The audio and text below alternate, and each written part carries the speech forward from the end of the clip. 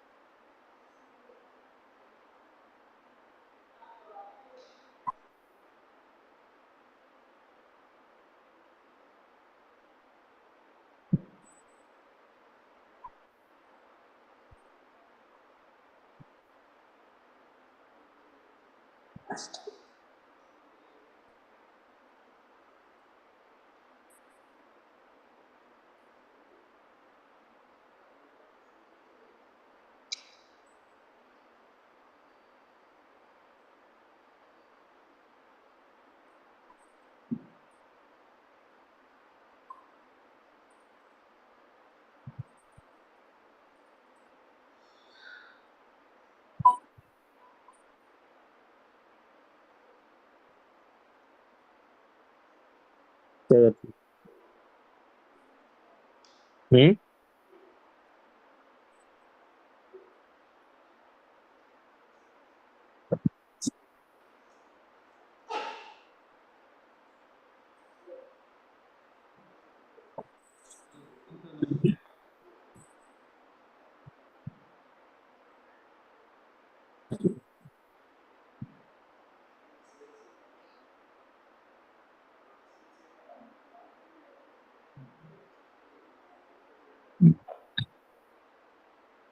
ये पढ़ना है तो पढ़ लो, 1 बजे से वो चल रही है,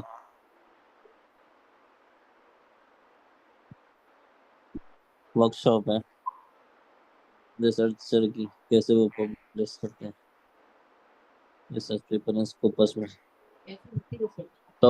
रिसर्च पेपर पब्लिश करने पड़ते हैं ना। ऑनलाइन है, डीआई करा रहा है।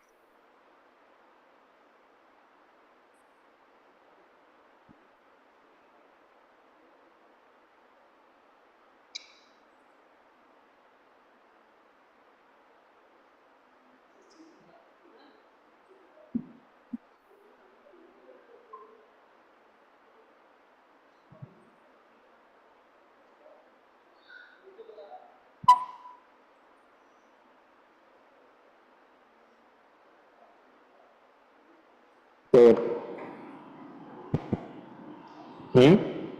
A very good afternoon to respected guest speaker, coordinator Ayush, principal, faculty members, research scholar and all students. We have gathered here on the great occasion of National Librarian Day that was on 12th August in memory of 132nd birth anniversary of Dr. S.R. Ranganathan, father of library science in India. It is a moment of extreme pleasure to welcome the ये guests पढ़ना to है तो पढ़ deliver low, their 1 बजे से वो चल lectures. रही है। On behalf of the DEI, I offer my regards to the workshop है person and students joining us. Researcher की, कैसे वो पब्लिश करते हैं research Before paper we Scopus में। start today's lecture, I request सब everyone research to paper stand publish up करने at पड़ते their हैं ना। places for university prayer. Online है, डीआई करा रहा है।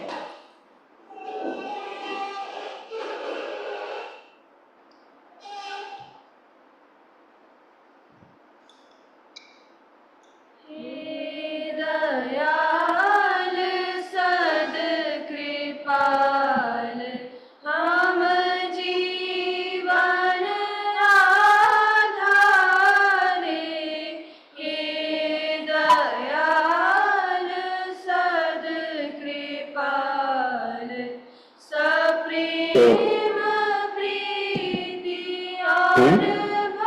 very good afternoon to respected guest speaker, coordinator Ayush, principal, faculty members, research scholars, and all students. We have gathered here on the great occasion of National Librarian Day that was on 12th August in memory of 132nd birth anniversary of Dr.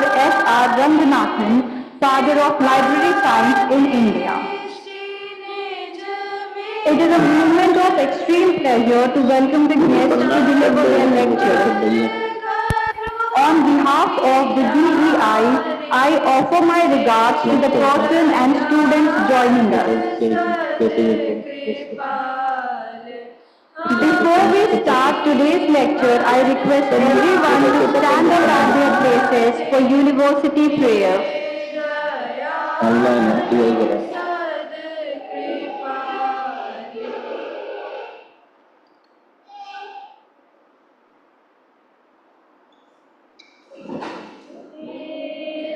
Thank you, students. Now let me invite Mr. BP Singh sir to introduce our first speaker.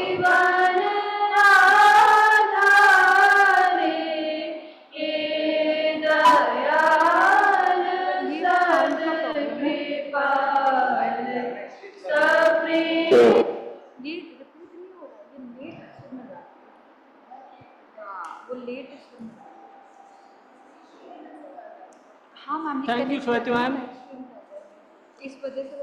On the great occasion of National Librarian Day, our invited speaker is Mr. Pallav Pradhan, Scientist C at InflimNet, an autonomous body of UGC. Mr. Pradhan has working as a Scientist C in InflimNet Center since 2020. Before that, work with the Center Scientist B and Indian Institute of Technology Indore, Tata Consultancy Services. He earned his master degree from ISC Bangalore, NIT Raipur, respective for varying periods. He also qualified UGC NET. He has more than 15 years administrative and professional experience in the library science.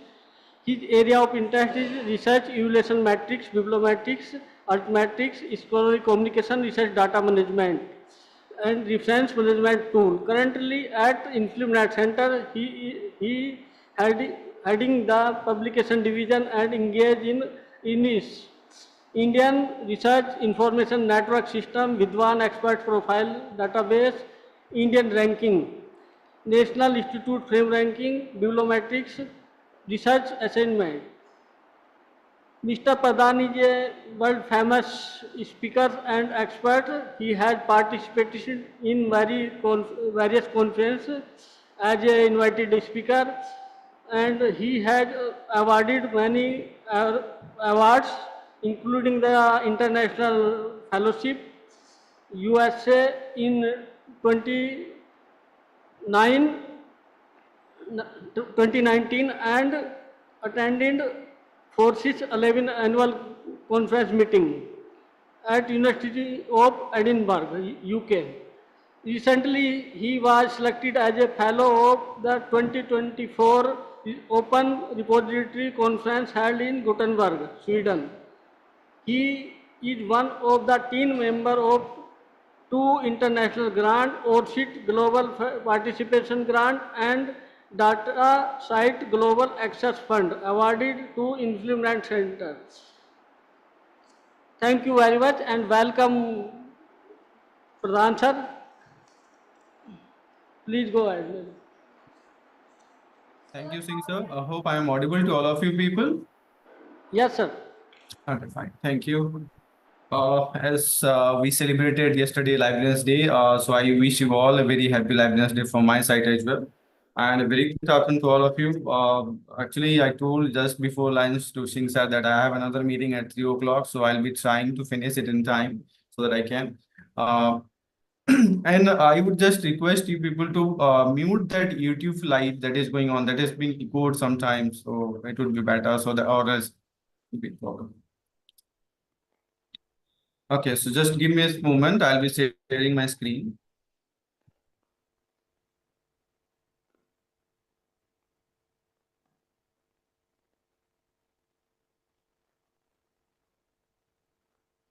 I'll just start with Influent services and activities, as you may be knowing all what Influent does and all things. And yeah, I'll be giving an overview on that. Screen.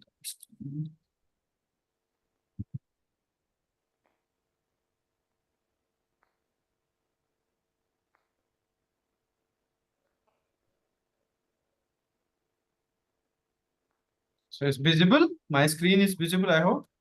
Sir, Okay, fine.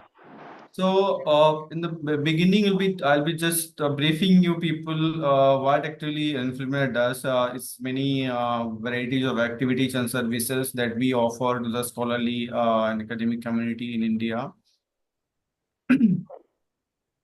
So, just to brief with that, we are an UGC autonomous body, sisters concerns you can say of UGC, established in 1991. And we are mostly working for the upliftment of libraries, science, I can say, or libraries, university libraries in India, and promote scholarly communication activities in the whole higher education systems in India.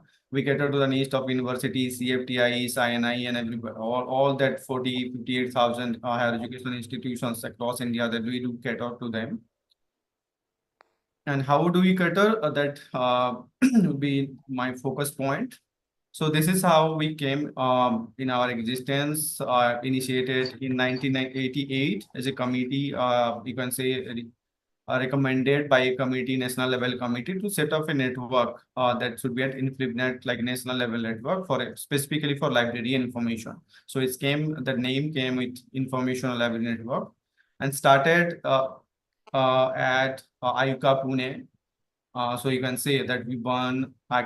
Idea was came in 1988. We won the center born in March 1991. Then we became independent inter-university center of University Grant Commission in 1996. Then after that, we are growing and we have become a much bigger.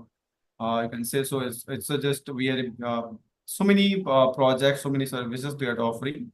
So it's now we are a big tree, and just recently I'll be talking with Singh sir also later on after the conference that we are just last weeks only we have started a internet research corners so that whatever services activities we are providing for every institutions so that can be displayed over at your library anywhere in the library reception circulation desk so that the faculty members, research scholars, students, whoever is visiting to the library, they would be knowing all the services what we do offer.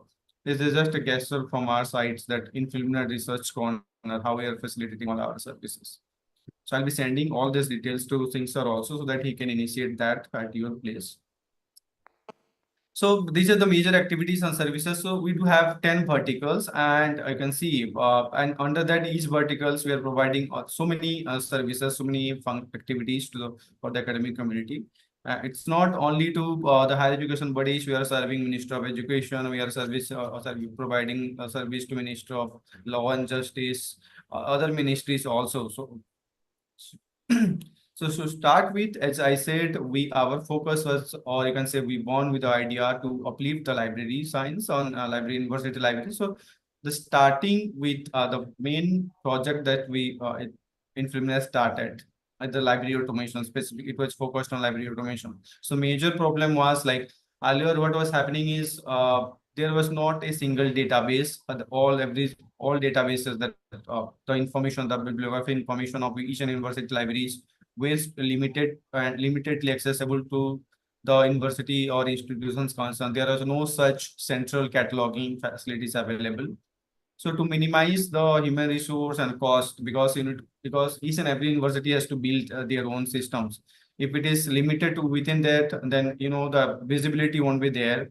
and resource sharing won't be happening. So what we thought that let's make a central database for Indian of India. What how many the members of, like as I said, now it's around more than 1,200 universities are functioning. So if all university libraries, their database, like their bibliographic records, book, how many books they are having, how many serials they are having, how many journals they are subscribing. So if all the information, all the bibliographic information will come into one place, one central catalog, then it will be accessible so that any user, be a faculty member, institutions, they can search through that INCAT, and if something is not available at their library also, they can search through impact and they can get and they can look at the information so that they can contact the concerned other library for their having the resource information required by those users. So that was the main motto to having the INCAT, and that's we say in Indian catalog or Union catalog. So currently we're having more than 2.3 crore bibliographic records of books for from more than 240 universities. So we are urging all Indian universities to come and join with this platform as well. And another point of project that we're facilitating that we have at InflipNet, we are having our own in-house developed school software, that is software of university libraries, to automate the university system with the state-of-art integrated library management system for library automation. And I can say proudly that we are the largest numbers of installed software, integrated library management software installed in the country. More than 4,200 plus installations we are having till date in the country. And we are working on Soul 3.0 web version as well. Though we have already have launched this desktop version, but we are working on cloud version now. Web version will be coming, and you may see in near future that will be there integrated cloud-based software will be there for this zone specifically.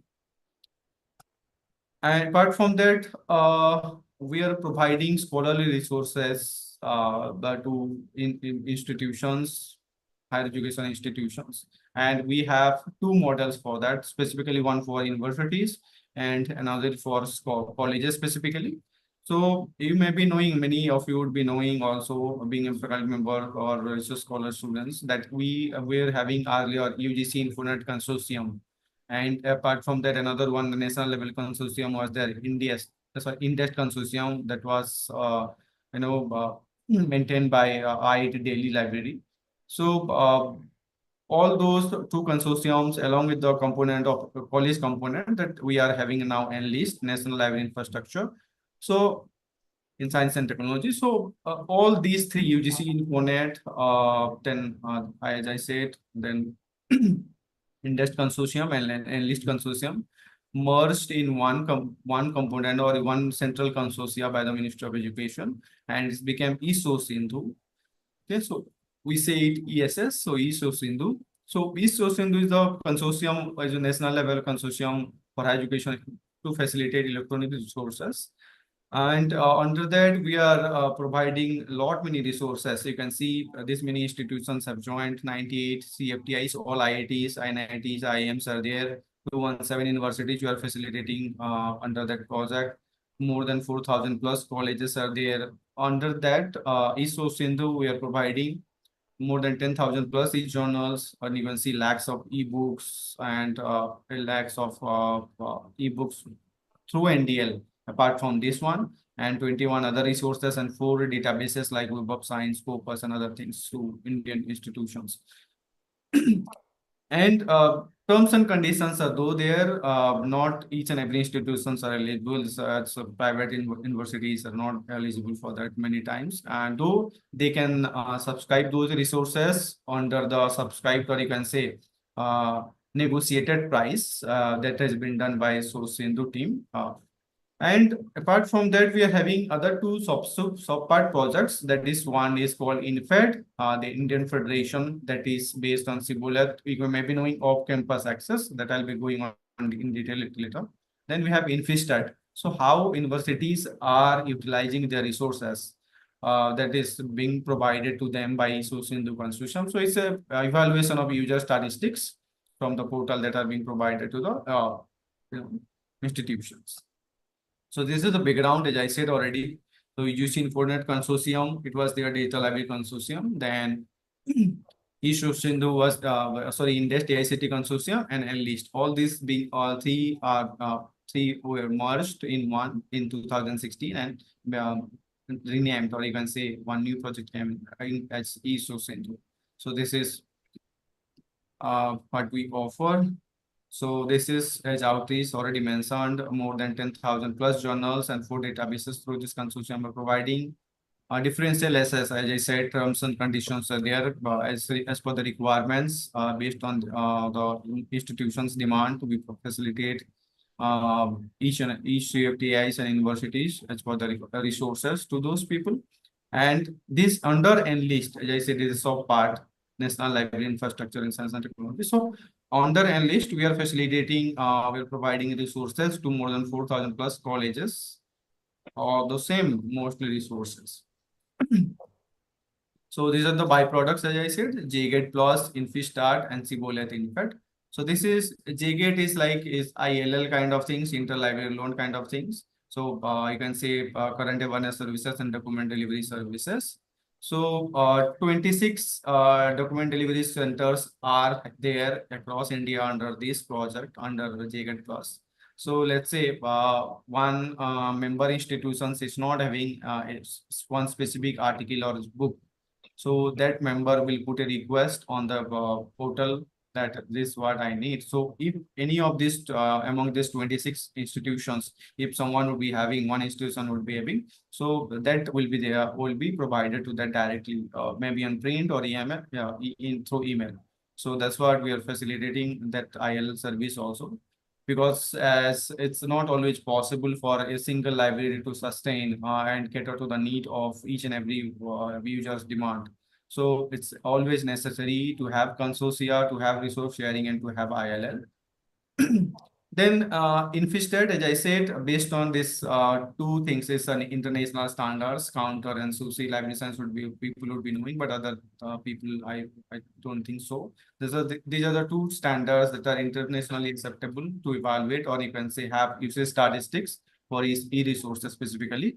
So on that point, what we're providing a platform for harvesting those usage statistic data that, let's say, DEI is a member. I'll give you an example with that. DEI is a member of ISO, then how the end users of DEI are using those e-resources that are being facilitated by ESS or under ESS, how the institutions as an entity utilizing those resources, that will be tracked, like how many times downloads and all these things. So those are their usage statistics to calculate and to evaluate how this ESS resources are being utilized by the Indian institutions by their users. So this is the main motto to have InfiStart. Each and every institutions, their coordinators are being provided with a login ID and passwords. They can log into the platform and they can download the statistics in Excel file so that reports can be generated. So that is the main purpose. Then CWOLET based INFED, the Indian Federation. So this is an off-campus access. Many of you would be knowing this off-campus access concept. So what is that? You might have experienced in time of COVID that it was not very easy for each and every one of us to come to our colleges, come to our offices, right? We were working from home. So students were, we provided all the courses through online. It was so, but library being the physical resources, how we are going to provide that. So many times, whatever subscribed resources are there, that were also they are limited to the campus only. No off-campus access mechanism were there most times by the universities. So after COVID, what happened is like through these many other softwares are there. They charge 2 lakhs, 3 lakhs per annum, but here this InFed is of course totally free. But they had to have their own infrastructure for hardware, all these things, and server on that. So at this is an InFed is for our in-house developed tools. So any institutions in India can join with that, and we will be providing that a hardware software facility. And if they are technically not sound, also will be building that for those institutions. so that all the users, library users, faculty members, research scholars, students, whoever are there from the institution specific, those who come into the InFed, they'll be having access, off-campus access, wherever they are at their home while traveling anywhere in India or any site through the having an access to internet. So that way they can have access to their subscribed library resources under this InFed wherever they are through the help of internet. Then, open access is a buzzword now. Everything's are talking, people are discussing that open data, open access articles, open science, lot many things. So open policies. So it's necessary to facilitate whatever part opens in Calcutta is like most times what happen is uh, the term comes to picture that to make everything openly available to the users, because most times whatever so public funded research should be openly available with irrespective of any kind of biasness for the end user. So that how the phases where came open data, then open educational resources, open access articles, so many things. Now open data is coming into picture, that whatever data you are generating from your research, that should be available along with the articles or thesis, whatever. So many things that are coming, and we at InflipNet also started so many projects based on this open access concept. So the first and foremost, as all of you would be knowing, that Sodh Ganga, that is aware of Indian thesis and dissertations. So in that Sodh Ganga, based on the UGC formulation, UGC guidelines, each and every institutions, those that higher education institutions, specifically those who are offering PhD, awarding PhD, once the PhD are being awarded or before awarding the PhD, one that will be through plagiarism detection tools that will be evaluated, that will be checked, similarity index will be checked. Then once that will be awarded, it will be coming to the one copy of soft copy would be submitted to the Sodh Ganga repository to get the to be to award, like so that things is there. Each and every PhD scholar, those who are pursuing, once they finish there, then their thesis should be available in Sodh Ganga. So as till date, we are having more than 5 lakhs. This is the one of the largest repository of the world uh, as far as ETD's electronic thesis and dissertations are concerned. So another sub point which sub part you can say we started as Sudh Gangotri. So here you can see all our most of our research projects start with Sudh. Here Sudh means research, as you know, so in Sanskrit terms is there. So at Sudh Gangotri we started.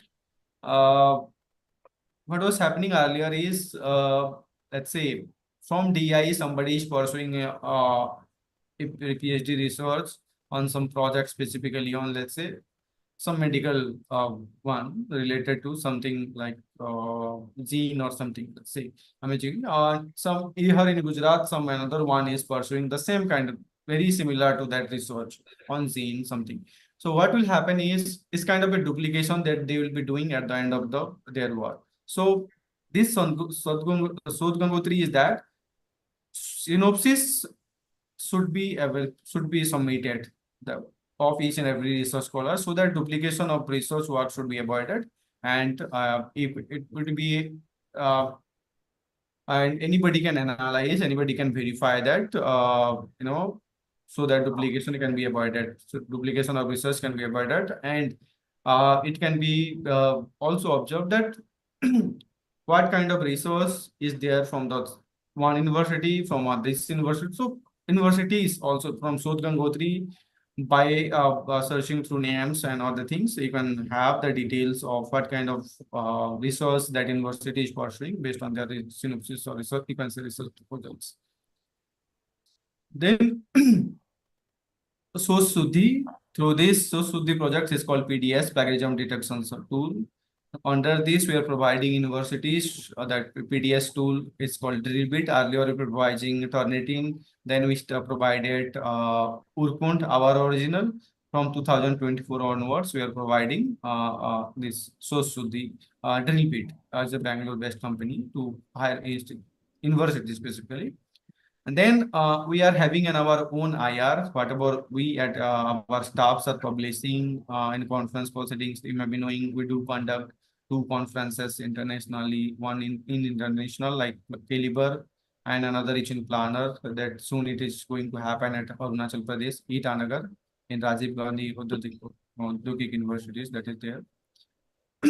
So all these things are there. You might be having a DEI, at DEI also you'll be having an IR, I hope. And another one project we are having at ICSSR Data Service project funded by ICSSR New Delhi. So what we are hosting each and every national sample survey data and SS data, that household data, everything at unit level, we are having that one. So anybody can, after once registered, anybody can have access to those data. They can download, they can analyze and everything on the ICSSR data service. So this is the Sudh Ganga. You can see all these languages based on this is a normal analysis. So it's a old statistics I'm giving. More than current is the more than 5.5 lakh cases are available, and we're having thesis, synopsis, all this PDF, fellowship reports, and everything, whatever you want to submit under this one, Sudh Gangotri, you can have. So synopsis, we are having more than 1500 now, and MRP, minor research projects, postdoctoral fellowship, PG dissertations also last year we started uh, under the guidance, I can say under the demand from Ayush, Ministry of Ayush. So we started PG dissertations. Now we are hosting PG dissertations also under Sudh Gangotri.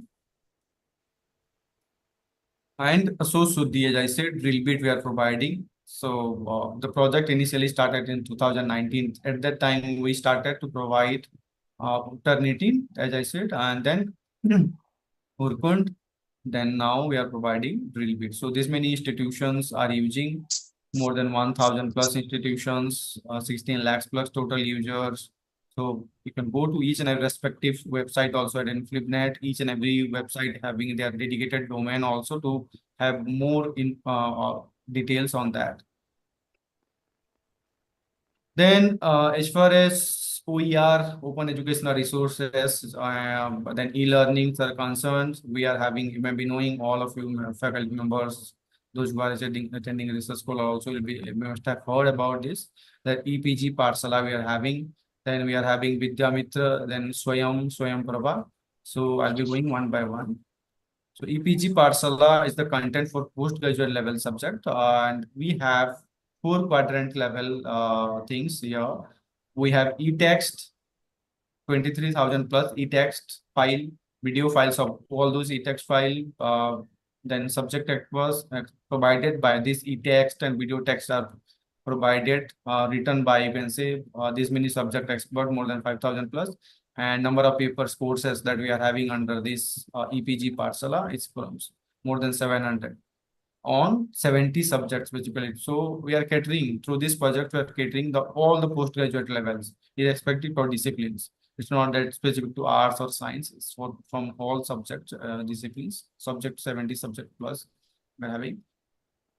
So you can go, it's freely available, anybody can go and download, they can read all those materials and everything provided by renowned expert from Indian universities, even IITs also, IITs, IIM. Then Vidyamitra, the same way, it is another project by Ministry of Education. So here in this Vidyamitra is integrated content portal. What was happening is, let's say at Inflibnet Ministry provided one project, to ICSSR Ministry provided another project, to CECI. So all those ministry projects, what ministry thought that let's have a combined one single platform, and it was being called Vidyamitra Integrated E-Content Portal. So under this portal, we are having e-text of more than 44,000 plus, video of 66,000 plus videos, subject materials, then others. And we have a dedicated mobile app as well for this Vidyamitra project. So anybody can register and use in that. They can source through subject only institutions, exact UG, PG, and other. It's not only limited to PG like EPG Parsala. Here you can undergraduate courses are there, PG courses are there, other courses are also there. Then with the Swayam Prabha, here this is a portal hosting video content, and We are having 40 DTH channel that are being telecasted daily for specifically for higher education also. We are having for school education also, and one recently launched competitive examination also, like all this railway examination, banking, IAS, all these things. All these competitive materials are available with that. Provided by experts. So every times you can have an Umang app. So all these program schedules you can have under this Umang app. For school education also, if you are having kids or school going children also, you can just go with that Swayam Prabha. It is being telecasted each and every time. On a daily basis, you can have the schedule of this what when and how it's being telecasted that you can have. Then ILMS, this is Implement Learning Management Software. As far as that, as I said, beginning mode, that is not each and every, not just leave the library concept here. Not each and every institutions are also having or capable of having all the infrastructure they want. Let's say DI wants to start their own 1 6 month or one diploma course of 1 year. But let's say DI is lacking. I'm just giving an example. Let's say DI is lacking in that part. They are not having a technical or let's say infrastructure to support all these things. So what at Influminate we are providing that we are providing this ILMS Influminate Learning Management Software. It's a tool software. So we are providing as a free project. We are providing by a demand by request from the institution's side. So it's recently launched just 5 years back in 2020, and we are having pre-populated course content from EPG Parsala, Vidyamitra and all. So many universities like Central University of Haryana, Gujarat, Sagar University, many universities now more than 50 plus universities are having their own ILMS, having their own course. They are also developing their own course through this platform, and they are providing e-learning to their users and students. Then the scholarly network to support the evaluation and research profiling of each and every institutions in India to higher education specifically. We are providing these three projects specifically. The first is the Bidwan Expert Database and National Research Network, then IRINS, India Research Information Network System, and a CERNI is the C Research Network System or network in India is dedicated to specifically for women scientists, women faculty members for their is specifically focused on women empowerment to showcase the women experts that are working across across fields in India. So this is the most referred projects that our current directors, visionary things. So she only conceptualized the CERNI and we launched it on 7th March 2024 on the occasion of International Women's Day. So here the first, it's a big one. Sorry, the Vidwan. So Vidwan we are having, you can say it is always very difficult. Let's say DI is conducting or a review or hiring someone, wants to hire someone. How you are going to find experts from that kind of field? So it's always necessary to have a database. But before Vidwan, it was not having, but our we were providing to science and technology departments that expert profiles, expert database we are having of science and technology field, not academia specifically or from our institution. So Vidwan was conceptualized that time, and we are having as of now more than 3 lakhs plus experts are there from more than 20,000 plus organizations, and we are accumulating their data every publication data and patent data also from that. So by that we can have a database of each and every institution specifically on experts, and we have some criteria how we are whether you are eligible for becoming an expert in Vidwan or not, to having a profile on that. So we are having that one also. And Vidwan 2.0 we call this IRNS. So IRNS is the profile of your institutions. Okay, Vidwan is for the person, IRNS is for the institution. So Vidwan expert profiles are being grouped then those groups are being taken to their own departmental group. Then departmental group will be again grouped and it will be on institutions based on top. So this is how it works. You can see let's say this is on Vidwan profile, faculty profile, then department profiles will be there. It will be coming into one department under one umbrella. Then each department will be combined like this, and institutions level will be having. So this is Indian Institute of Science, for an example, has been given.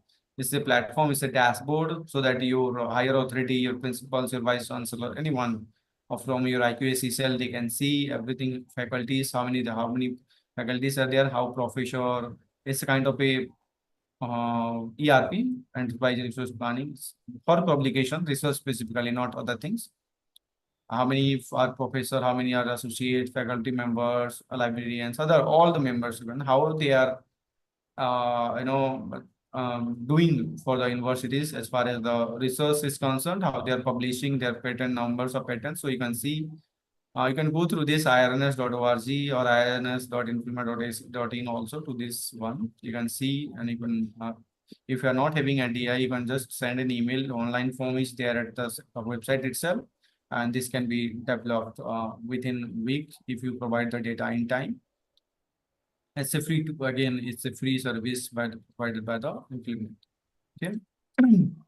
I'll just show now. So this is what sorry that I forgot to have this. So this is how department profile will be there. So it will be merged at institutional level. So institution profile, this is, we say IRNS, Indian Research Information Networks at institute level. So this is, you can see DTU, Delhi Technological University. So these many faculty members are there at DTU, assistant professor, associate professor. Once you click each professor like this, it will be from there. And you can see Delhi School of Management. So each departments will be there. Single profile of each and every faculty members, staff that can be, you can see and click how many publications they do have, how many citations they do have, how many journal articles they do have, how many publications and proceedings, each and everything you can have, and how many impact based on citation from Crossref, Scopus, and Google Scholar. So that can be seen. So this is how single profile, like personal faculty profile, you can have publication count. This professor DTU from publication, how it's been from in timeline graph. Then publication count, you can have this many articles from this professor Malhotra. Citation based on this Google Scholar, citation from Scopus, and this is co-author network. You can have similar experts based on the profiles like other people. So you can have your wise collaboration network also. And you can see this academic identity here, academic identity that just after a few minutes we'll be talking on that IDs, why IDs are necessary, like ORCID and other things, Scopus ID, researcher ID and all things. So for this purpose only, so I'll just brief you on that part.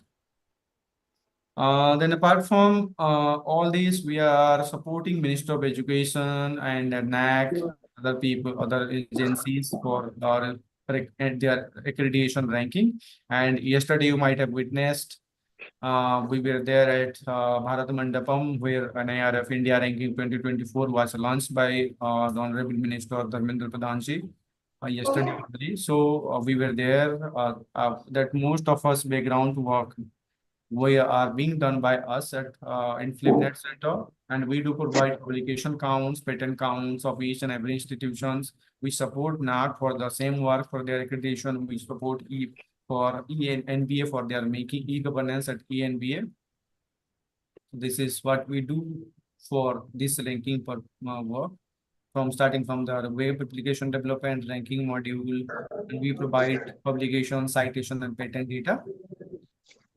And technical services, as I said, we cater to the needs not only to Minister of Education, so we support to all, mostly Minister of Social Science, Social Justice, universities, Association of Indian Universities. A lot of many projects are there. You might have heard about this: Ek Bharat, Shrestha Bharat, Fit India, Unnata Vision, then Malvya Mission Teacher Training Program. That all these things are being developed here at the Information Center. It's our technical team that we support, technical services we provide. Okay. Then we provide through now RRLF, ISBN also we are assigning. Okay. Then e-governance and UGC. So these are all UGC works we are getting. Some disturbances are coming. Anyway, E-governance and UGC, we are supporting UGC for all this work, like the portal, all this HRDC recruitment and everything. All portals are being developed. Then apart from that, implement is catering or providing services to for other academic projects. You can say National Testing Agency, Transgender Portal, other study in India might have heard about all these projects of Ministry of Education that we are doing here itself as an implement center. So implement is not only confined with library as an information, it's only mostly like becoming an, like a bigger entity now. We're supporting universities, higher education, government, and other ministries, and so many other technical projects as well. So as I said, the roles, the same design develop as per the need and maintaining and hosting their portals and the websites. And so Chakra, again, the new projects we are having. Yeah, last year only it was launched. So here this is to maintain, to have a dashboard of research scholar specifically for researcher. This is a gateway to researchers for resources. So here you'll be having a research scholar, they can build their profile like in Bidwan and IRNS faculty members they can do, but not research scholar. Here in Suchakra, they can research scholar. A university need to sign an MOU with the information center so that each and research scholar can be can be on board on the portal. Guides and their guides and supervisor can be on board and university authorities. So as to track that university authorities can track that how many guides and supervisors are available under each guide, how many researchers are is there, or I can say, and which researchers is doing what work, how they are performing in their research PhD work. All these things can be they have. So you can just go with that. If you want to explore, you can go to the concerned website of So Chakra as well, and you can contact. With emails are there, phone numbers are there. DI is also interested, then they can you can go with that. So we are providing for each research scholar, we are providing all these services, profile management, assistant for literature related work. So under these, I'm saying knowledge resources, we are having this many courses like research ethics courses because these are very much necessary for a research scholar. So research ethics, literature review, reference management tools, scientific and academic writing, plagiarism, and all the regulations by Ministry of Education or they can say UGC, we are having for that so that they don't they each and every research scholar don't need to go here and there. They can find everything whatever they need to pass their research methodology coursework. Apart from their own institutions, they can have to broaden their knowledge. Then full text thesis, these are being integrated within this portal. All theses are available. Again, Google Scholar, Crossref, IRNS, open access tools, all services are integrated with this portal itself. And you can have the journal workshop conference that are happening around in India by education system. So we are providing. Soon we are going to launch this also portal. Then reference management Jotero is integrated with that, and each and every resource scholar will be provided around 10 or 12 GB of space to maintain their all records. So you don't need to have a pen drive or you don't need to by your login ID and password, you can access it anywhere. Once your institutions will be having, or else directly if a research scholar cannot go with that. Then always we are facilitating a lot of training programs. Our training calendars are always available in before the beginning of an year. So mostly we are conducting research not to cater to the need of academics and resource and library fraternity, where we do conduct a lot many programs for studies from library automation to statistical analysis to programming to a lot of things. It's not confined to libraries, as I said. So you can go with that. And also we do conduct soul training. We have regional training program. We have user awareness program, or like for all our projects. We have e-learning training programs and conferences, as I said, to planner and deliver. We do conduct. And also we do conduct lot many kind of this, as I said, collaborative programs like this one you can say, or webinar we conduct for better outreach of our programs, reach each and every academic people, academic fraternity. Infrastructure, this is our building at the India's top, you can say now, upcoming financial tech city, Gandhinagar. And this is all our data centers and cloud services. This is training lab. We do have this auditorium, guest house, and everything. We are having gym, all things you can have. This is just to give you. So for our many projects, we have been awarded not only nationally, we have been awarded internationally as well. You can see Sodh Ganga. This is NDLTD award for Sodh Ganga. This is for Vidya Mitra in Netherlands in world's best OER project repository award. So many projects we have been recognized for our many work that we are offering. These are all projects. So this is just an overview. As I request is to all of you that just go to each and every websites. I'll be sharing the PPT with Singh sir so that he will be sharing with you people. We can just go to each and every concerned website. If something is not there at your institutions, you can ask Singh sir or other your IQS cell 8 or Dean R&D cell so that they can communicate with our team here and they can further carry out whatever your library users, faculty members, research scholar they need as per their requirement. Because it's not possible for anyone to have give full details in this online webinar training program or 1 hour something like. So it's very it's always advisable to go to the concerned website and as per your requirement or institutional requirement you can further process. So I'll be just going to the next presentation of just that identity, as I said, resource identity and why we do need that. Just a minute. My second presentations. Thank you so much, sir, for the valuable information you shared with us. Okay, thank you. Just another part is left, so I'll just finish that. Okay, sir. Okay, fine. So this is, as I said, the identifier because nowadays very much necessary to being identified as a research scholar. Obviously, your institutions, people would be knowing to you, but how other people, virtually are being recognized.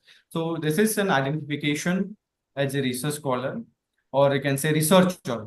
Not, I'm not saying because faculty member is also a researcher, research scholar is also a researcher, student is also a researcher. Those who are publishing, those who are working. So it's very much necessary in a general day-to-day life. Many of kind of IDs we are having from starting from voter ID, PAN card, Aadhaar card, a lot many things, right? But you cannot use those general identification in your research work.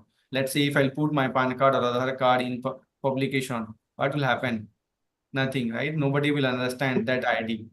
So when you are publishing an ID nowadays, many of you might have experienced that while submission of your manuscript of your draft article to any publications, bigger publications, they are asking some kind of DOI, ORCID IDs, right?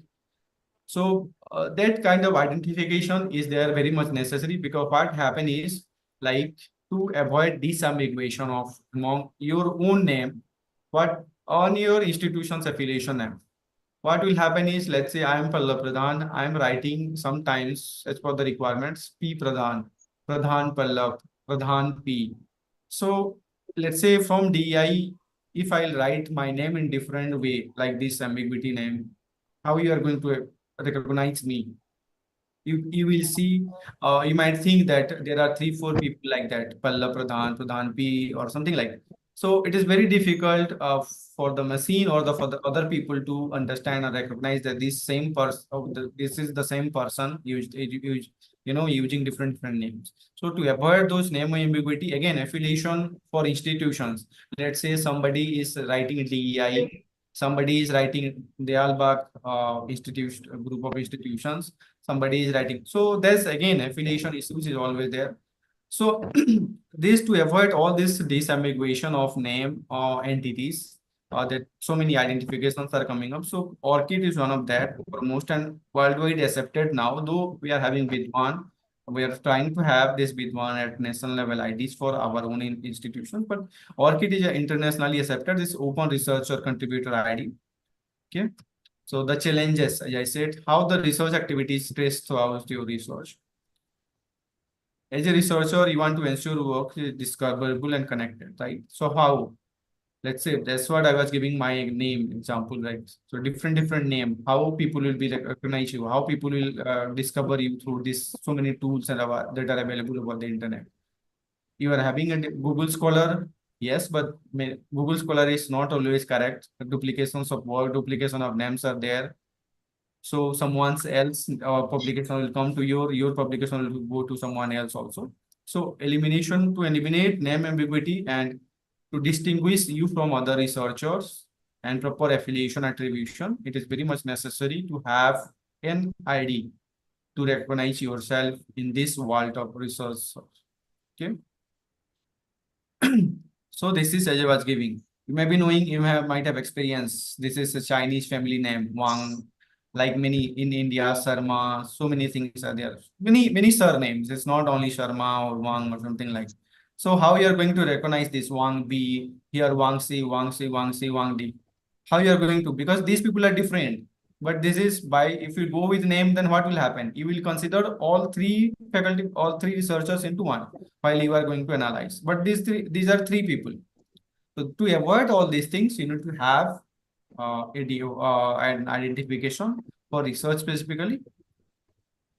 To avoid disambiguation, this is for Sharma, I'm saying normally. Sharma N, Sharma R, Sharma A, or so many things, it will be there. For your own institutions, many names will be there, similar faculty members' name will be there, similar. So to avoid those disambiguation among these, you need to have.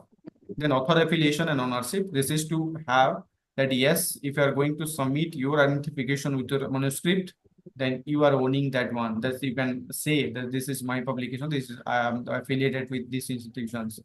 Then interoperability in scholarly communication. Once you provide this kind of ID, now you know many things are worked on API, right?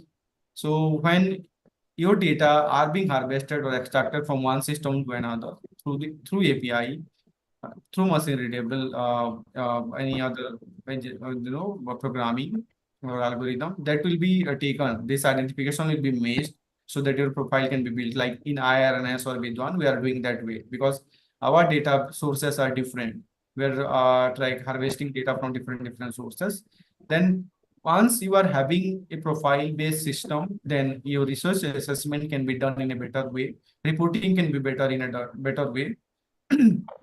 Then let's say avoid repetition of same work. Let's say an IRF is asking you some data, or your IQSC cell asking, Times Higher Education is asking, some other newspaper ranking agencies are asking to provide the same data. You are doing your IQSC cell member, the staff members are doing the same repetition of work through different formatting, right?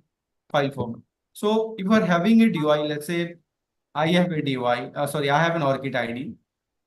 Let's say if all of your faculty members of DI are having an ORCID ID, then it will be very much easy for us to bring their all publications by using those ORCID ID, by searching different scopes, Web of Science, Crossref, all of these databases. We can pull all their data.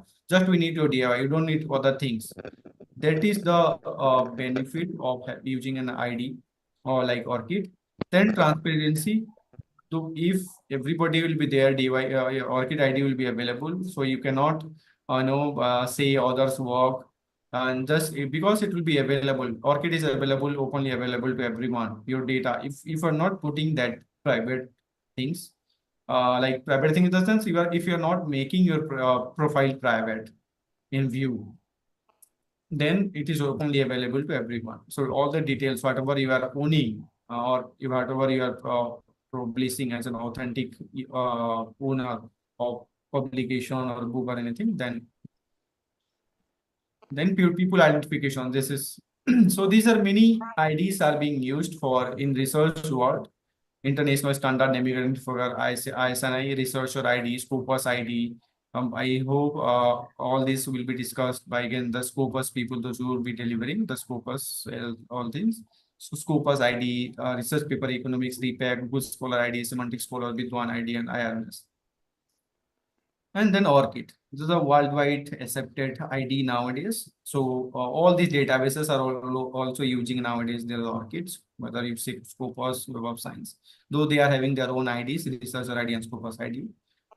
So what is ORCID? This is ORCID is an open researcher and contributor ID, 16-digit number like an our card. You'll be having an ORCID. Many of you will be having, as I know. So it's an infrastructure service provider ORCID. I'll be just keeping few things. I'll be just giving you. So this is an ID you'll be having just fraction of minute. Within 1 minute you can have your ID. You can generate your ID. So that you can connect all your data. As I was saying, data exchange interoperability matters here. So through API, whatever data are being there across institutions, across departments, that can be pulled out and profile can be created, that can be used for reporting evaluation. Then you can distinguish yourself, like as I said, signing is a set up to add your bio and set the visibility. So here you can make it private, you can make it open. Okay. You all this affiliation, this ORCID ID contains affiliation data, personal activities, everything. It's kind of a web resume, you can say.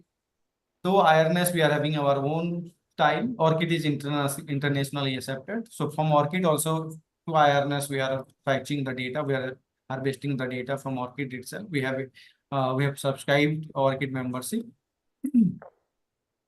And many journals organize or journal subscription while publishing. Many journals also they're asking, like you can say, you can directly log in through your ORCID ID also. You don't need to put all the details. Once you put your ORCID ID, that can be we are being logged into the system. So you can connect to your ORCID ID, and through ORCID you can authorize access like INFED or IRNS, as I said, authorized off-campus based access. Through ORCID also nowadays is being done authorization of access that to identify that this person, this user who is trying to get into our network to gain access to our resources of libraries is actually our user, our member of our students, faculty members. So we can authorize, your system will authorize based on the ORCID ID also. So you just need to sign. This is how it works. Who is asking which permissions are given. So this is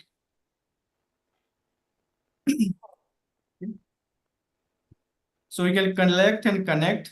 This is the main purpose. So I'll be just sharing that call as I was fearing it's already came. So this is once use, you can say enter once, reuse often. So these are the cycling process that your ID will be created. Your details will be authenticated. It will be displayed to your ID, then connected to other tools like other databases. Once you publish anything, then again it will be synchronized. The records will be synchronized. It will be sent to your ORCID ID. So each and every will be और benefited. अपने पास में कोई ऐसी book हो सकती है जो one side पे यूज हो सकती हो Sorry. Continue, sir. और भी है Please continue, sir. So अच्छा ठीक है okay, so everybody can use that one. Okay, and from your employer, IQAC people, publisher, as I said, once you get unfunder also, everybody can use because once you have your ORCID ID and at or submission of your article manuscript, you submit that ORCID ID to the journal publisher. Once it is published, that metadata part will go to the publisher. That metadata, so that once publishers will having a DOI, then that DOI metadata will come to your ORCID ID and that will be again displayed to you. You don't need to do. Once you have that ID, it will be automatically, as I said, interoperability is there. So it will be automatically connected to different databases. Data will be there. So this is how it works. ORCID ID.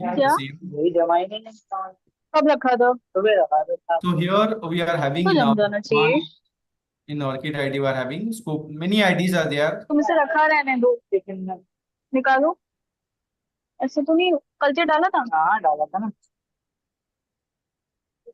So this is how we are रख having दे दो ORCID ID. ले हाँ उनका पता क्या मिल गया अच्छा खुला छोड़ दे हल्का नहीं नहीं बंद बंद ही रहना मैंने खुला रखा था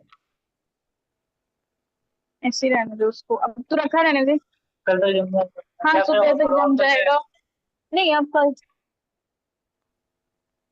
इसका ना सही ऐड किया होगा ना हाँ मैंने तो बताया था हाँ तो बहुत है ये रात को बोला है मैंने इसको निकालने के लिए बंद कर दे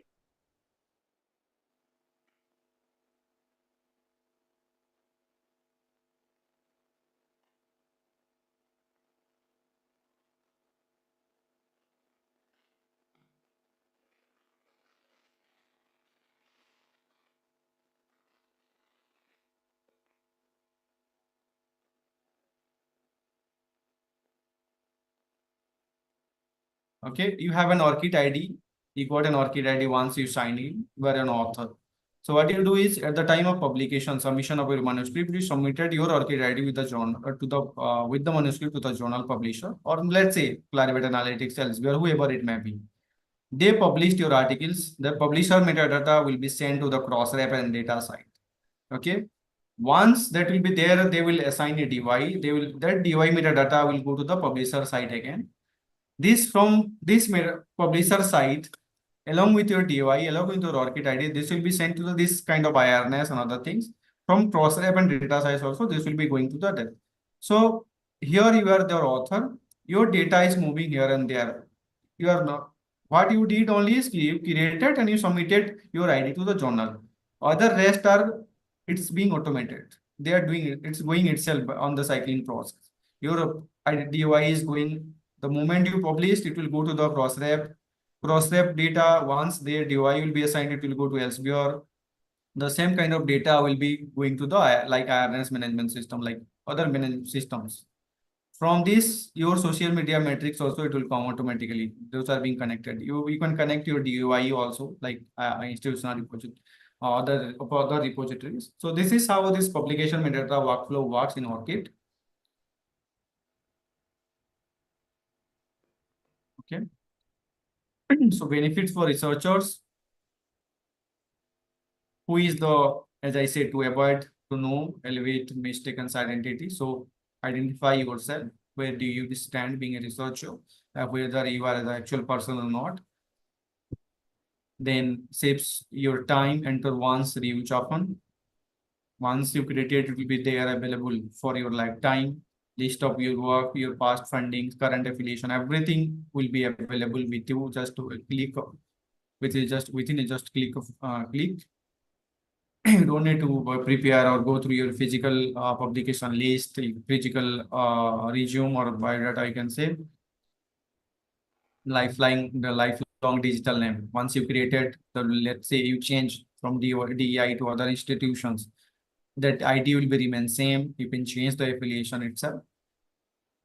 And you control how you are going to manage. Nobody is responsible. You own that data, you own the record, whatever you are going to put in that ORCID, and who views that one. Then all the details from enables you to comply with organization that will require ORCID ID, because nowadays at InflipNet for IRNS, we are asking ORCID ID for each and every faculty members of institutions. Funders are also asking for, because they don't need your 15, 16 pages of resume. They just need your ORCID ID. From ORCID ID, if you are updating properly, then they will get everything what they require. So all these details are being connected nowadays from repository, funder, research organization, professional associations. One site, one ID, but you are connected with so many entities, so many other research in the research cycle, research environment. Free to register and use. ORCID is very much free, but if you want to have some development or data extraction, then your institutions need to have that one. So this is the orchid.org. You can go with that. This is just within 1 minute you can have. If you are not having, you can just go to the orchid.org. You can create an ID, ORCID ID to get that one. And you can explore like this. As I was saying different name, Kanan P, Nalan Kanan, so many, Parathan Pallab, Pallab P, Pallab, so many things I can put my name. So this is this way. Let's say in one journal you put Kanan P, another in Nalan Kanan, another in Kanan Nalan. So everything will be taken as one. System will take care of that one. You don't need to have a worry about. Your trusted individuals also, you can assign other people as trusted individual. So on behalf of you, they can also manage. Link of work, all things, all linked. Whatever work you are doing, everything will be linked. So this is like biography, your education, your publication, your website, everything can be linked. So the data can be fetched from different platforms. You can see researcher ID from Thomson Reuters, Scopus ID from other. So everything can be connected so that it will be available in one single profile, that is Oracle profile. You can add so many other works, more than 65 plus works are there, so that you can work. Your education, employment, everything can be worked. Okay. You can work like registration, you can done while submission of your manuscript, as I said.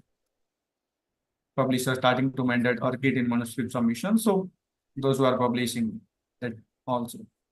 ORCID ID login through ORCID, you can log in. You don't need to create your ID and password in each and every website. So this is then ORCID node in ORCID and data site interpreted. This is world network. So this is the ORCID ID we are using in our IRNS. You can see this here ORCID ID to have to fetch all the details. So this is way for review also. You can provide your ORCID ID. Those who have reviewed, those who are reviewer from you people, that also you can have. Because it's being interoperability is being interconnected with each and every system in the research environment, as I said, starting from your submission, journal publisher, the reviewer platform, the bibliographic databases, Web of Science Scopus, Google Scholar, all these things are being interconnected. Then your own data repository or institutional repository you can put. This is, as I said, how it works, the same. This is how it works. Once you have an ID, publisher or repository will go. It will go to the publisher side. Then your publication will be assigned a data DY by this data side in Crossref. Again, it will go to your own ID. So it's a cycling process. Those unknown to you, it's automatic. So you can provide your own preference, make it private, make it open, what things your users or public can see. You can everything you can hide, everything you can make it open. The person, some part you can make it open, some part you can make it close. It's up to you. So this is what I said already, the same things. This I mean described. So use and feature of ORCID. So it's to streamline and improve reporting procedure of funders.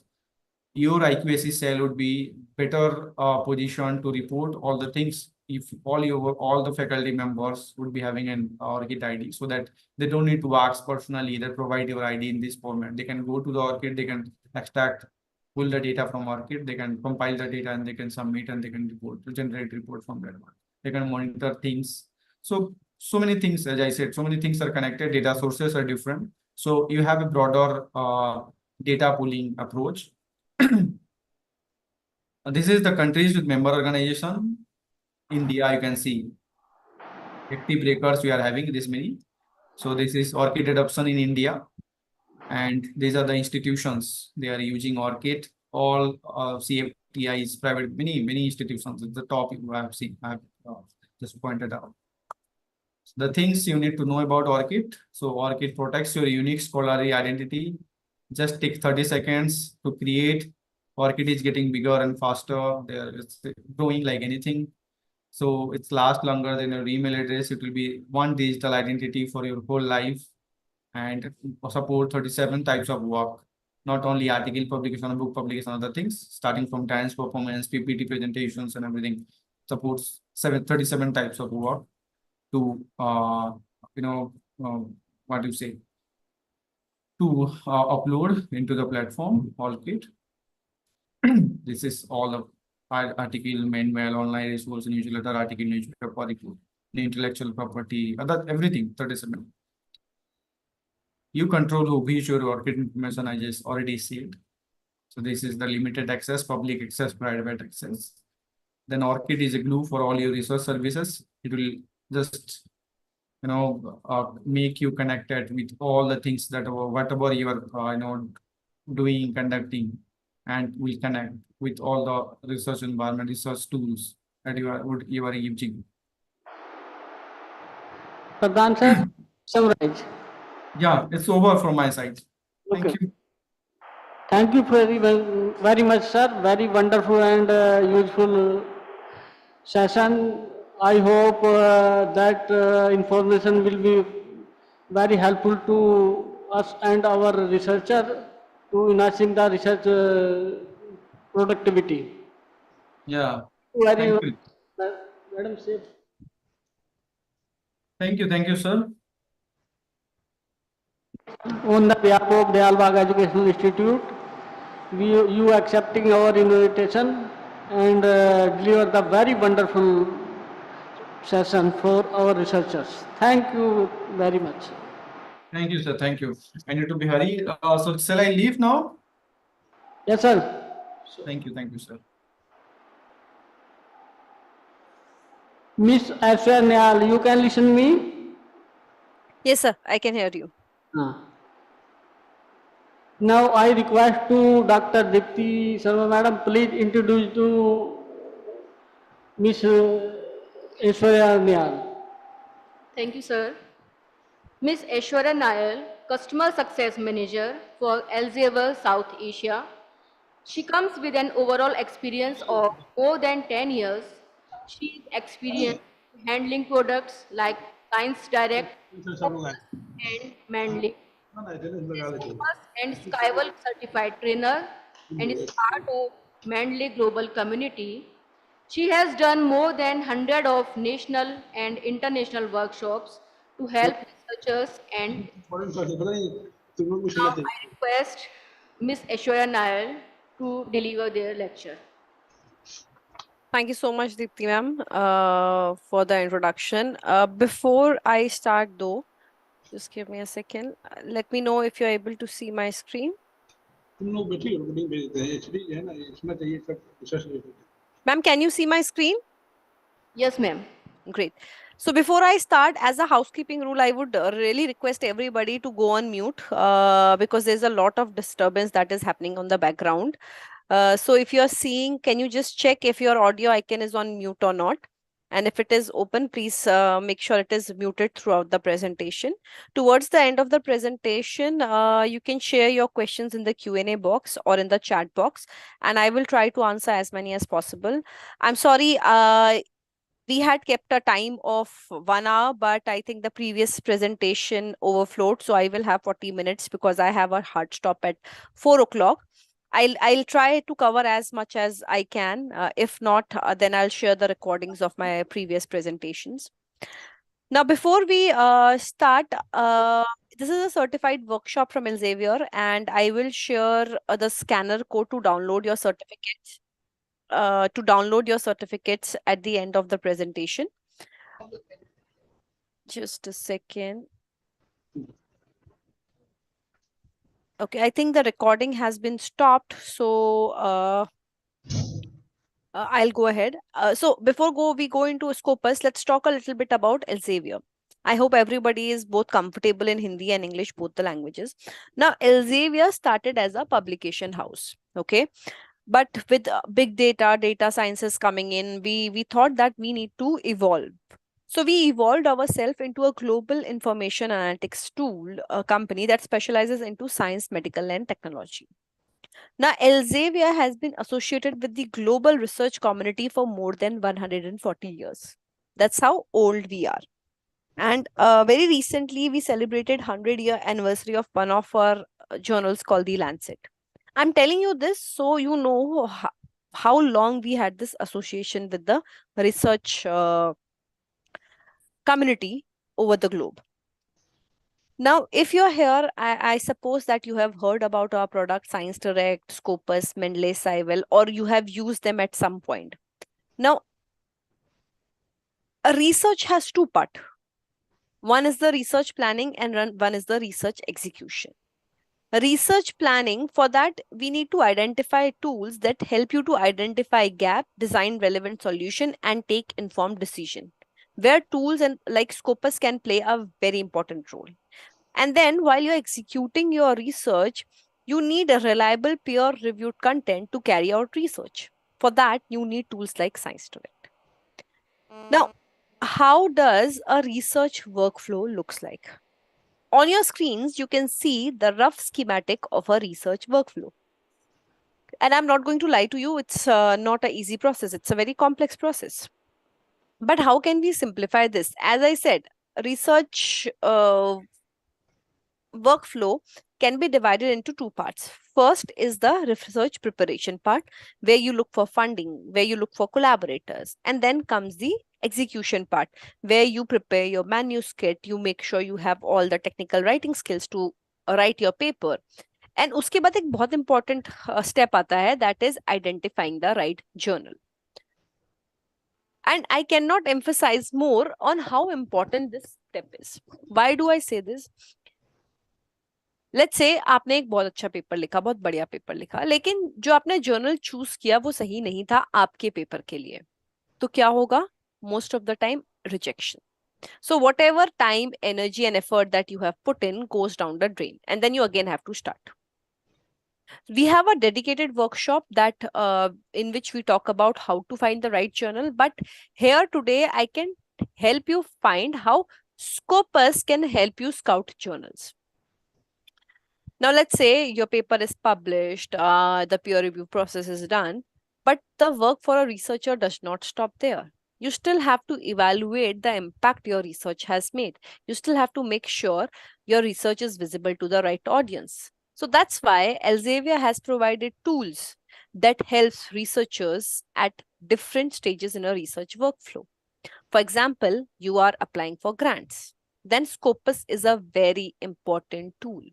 While writing your research, Mendeley is a free bibliographic and reference manager. And then if you want to manage your career better, if you want to connect with like-minded people, then Scopus and Mendeley are your go-to tools. Because we at Elsevier believe that researcher centricity is the key concept behind any of our activities we do, any products that we do, or any events that we are doing.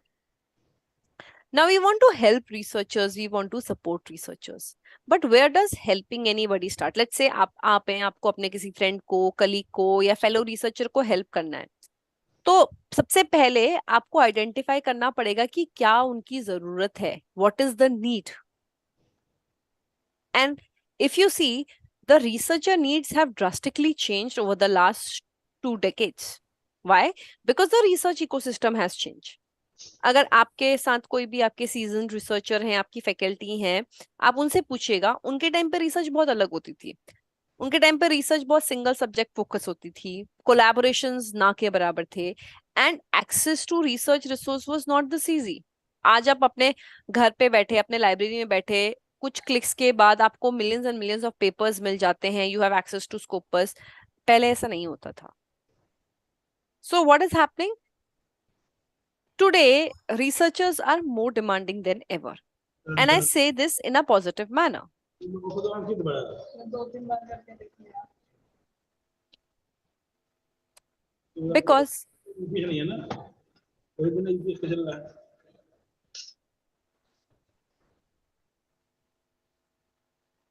Because you have to do a lot. You have to find right collaborators. आप लोग का editorial decision लेने पड़ते हैं, आपको funding grant secure करनी पड़ती हैं.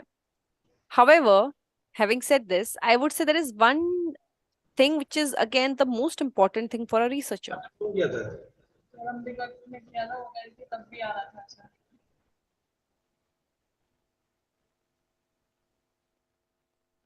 So that is finding quality journal that is published in quality or high impact journals.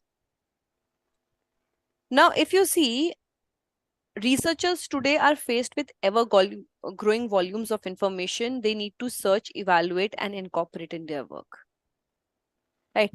अगर आप देखोगे तो हर साल 40 लाख से भी ज्यादा पेपर्स पब्लिश होते हैं that are contributed by more than 30 lakh unique authors. So when I say it's an ever growing volume of information, I actually mean it.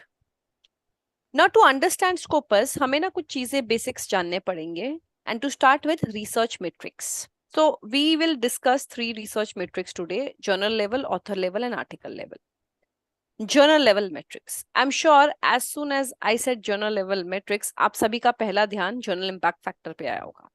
Because ये सबसे पुरानी और सबसे ज़्यादा used journal level metrics है.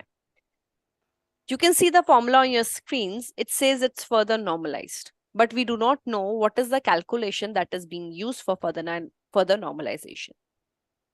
Now, journal impact factor is either calculated for 2 years or for 5 years. Another thing, it is not free of cost. In case you want to see current journal impact factor of any journal, you would need subscription to JCR. Now, there are few things I want all of you to listen carefully. all journals do not have journal impact factor. In fact, some very good upcoming journals, they do not have impact factor. अभी recently मैंने एक workshop करी थी, उसमें एक sir ने बोला कि I chose a journal जिसमें I wanted to publish, but उसमें impact factor नहीं था. And it's common because all journals will not have impact factor. Conference proceedings are not considered for impact factor. If you are working in the field of computer science, you'll know 80% of the work is done in form of conference proceedings. So they will not have impact factor. And then impact factor is biased towards fast moving subject. Example, आप बहुत सारे journals आपको मिलेंगे medicine में जिनका impact factor 20, 30, 40 और even higher होगा. लेकिन आपको ऐसे journals mathematics में बहुत कम मिलेंगे. Why? Because medicine as a subject area tends to get more citation, hence and higher impact factor. So what do? You consider alt matrix or alternate matrix. First alternate matrix is site score. Site score is based upon the world's largest, it's based upon the principle of 3 C's. First C is comprehensive. Why?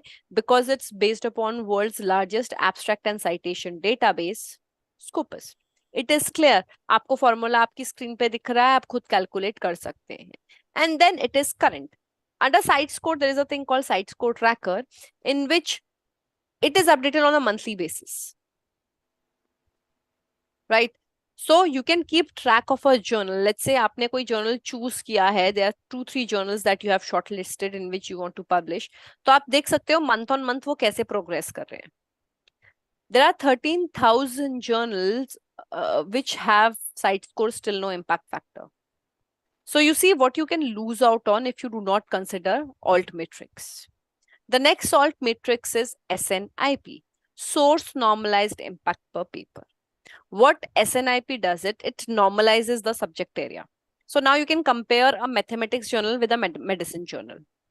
But this is, I would say, more relevant in the cases where they are publishing multidisciplinary content. Okay. And then the last is SCIMAGO journal rank. Unlike the last three, which are highly dependent on the number of citation, SJR or SCIMAGO journal rank not only considers the number but also the prestige of the citation. Where is the citation coming from? So let's say आपको एक Harvard का professor या Massachusetts का top author आपको site करते हैं तो उसका ज्यादा वेटेज होगा. Okay. Now there are 2 golden rules of using research metrics. And इस चीज की आप सबको गांठ बात लेनी है. Always use both quantitative and qualitative input into your decision making. What are qualitative? SCIMAGO journal rank. What are quantitative? Impact factor, site score, SNIP. तो हमें ऐसा नहीं करना है कि कोई जर्नल चूज करना है तो हम बस उसका इम्पैक्ट फैक्टर देख के उसको चूज कर लेंगे. हमें दूसरी मेट्रिसेस भी इसकी कंसिडर करनी है. And always use more than one research matrix as a quantitative input. तो अगर आप साइट स्कोर यूज कर रहे हैं तो सिर्फ साइट स्कोर को यूज नहीं करना है, उसके साथ मे बी SNIP को या इम्पैक्ट फैक्टर को क्लब करना है. तो ये 2 हमेशा बात हमको याद रखनी है. The next matrix is the author level matrix, the H index. H index is the numerical indicator of how productive and influential a researcher is. This was developed back in 2005 by Hore Hush. Now, मैंने so H index आपको Google Scholar और Scopus दोनों में ही मिलता है. And I have taken example of Dr. CNR Rao sir. मैंने Scopus से भी उनका स्क्रीनशॉट लिया है ऑथर प्रोफाइल का और Google Scholar से भी लिया है. Now, if you see, his H index in Scopus is 133, but his H index in Google Scholar is 155. So why does Google Scholar has a higher H index as compared to Scopus? Google Scholars covers not only journals but academia website, grey literature, preprint, thesis. It also includes books from Google Book projects. So क्या होता है? A lot of time, or I would say most of the time, there are duplicates. Hence an higher H index. Okay. Now you will ask कि हम कौन सा consider करें as a author, it completely depends on you. Let's say आप एक interview में जा रहे हैं and the interviewer wants to know your H index from Google Scholar, so you showcase that. If they want to know your H index from Scopus, you showcase that. But let me tell you this.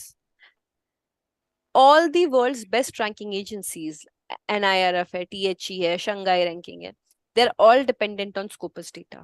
And let's say आपको कोई international collaboration करनी है with some author who is sitting in the Middle East or Europe, so 9 out of 10 times they will go to your Scopus author profile. So it depends on you how you want to be perceived internationally.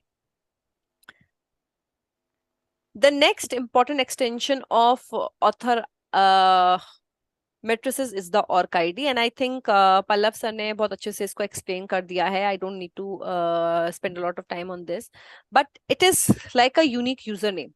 जैसे आपका in very common language I'll explain, जैसे आपका Instagram का या फिर आपका Facebook का एक unique name होगा, Twitter का आपका एक handle होगा, वैसे ही ORCID एक unique identifier होता है. A lot of time there are a lot of authors with the same first and last name. So उससे क्या होता है, इंडेक्सिंग में प्रॉब्लम ना हो इसलिए you should all have ORCIDs. This is free of cost and this is integrated with Scopus. So I will show you Scopus में कहाँ दिखती है. The last matrix we are going to discuss is the article level matrix, FWCI, Field Weighted Citation Impact. This score also comes from Scopus. It shows how the article citation count compares to similar article in the same field and time frame. So basically ये क्या करता है, दो articles को compare करता है on the basis of the citations it has received. One is taken as world average. Anything above one is above world average. Anything below one is below world average. Okay, so let's say a FWCI of 2 indicates that your university or institute has got twice the number of citation as compared to the average article in the field. The last matrix under article level is the Plumex matrix. Now you will all agree when I say that social media has become a very huge impact in our lives. Right? So what Plumex matrix does, it covers everything, like let's say the downloads, the bookmark, usages, blog mention, Twitter tweets, LinkedIn post mention, news mentions, and tell you how well a paper is going to perform in future. Now, it is very important to address critical challenges to successfully carry out research mission. And Scopus is a tool that answers all of the research challenges, like research strategy, by finding out what already exists in terms of research in your field. Expertise and collaboration. See, the right collaborator might be sitting right next to you, but you do not know. But with the help of Scopus, you will be able to identify those experts. Research funding. Scopus can help you find topic-specific funding organizations. And I'll show you this in the live demo. Then, conducting your research, research management, and in the end, to measure the impact of your research, of your paper by various matrices that are available, citation, H-index. Now, what is Scopus? Scopus is the world's largest curated abstract and citation database. Scopus has more than 7,000 publishers. Elsevier is one of them. It has 91 million items and 94,000 affiliation profiles. What are affiliation profiles? For example, the Alberg Institute is one affiliation profile. Similarly, there are 94,000 other profiles. Scopus की help से आप relevant information like expert, trends, ये सब कुछ find out कर सकते हैं. Now, it has everything from journals to conference to books to patents. But this is one question that I get a lot. Scopus में आपको सिर्फ citation और abstract की information मिलेगी. अगर आपको full content चाहिए तो आपको वो पब्लिशर का एक्सेस चाहिए होगा. फॉर एग्जाम्पल, आपको एक एब्स्ट्रैक्ट आप पढ़ रहे थे और आपको उसका एब्स्ट्रैक्ट पसंद आया. Now you want to read the entire paper.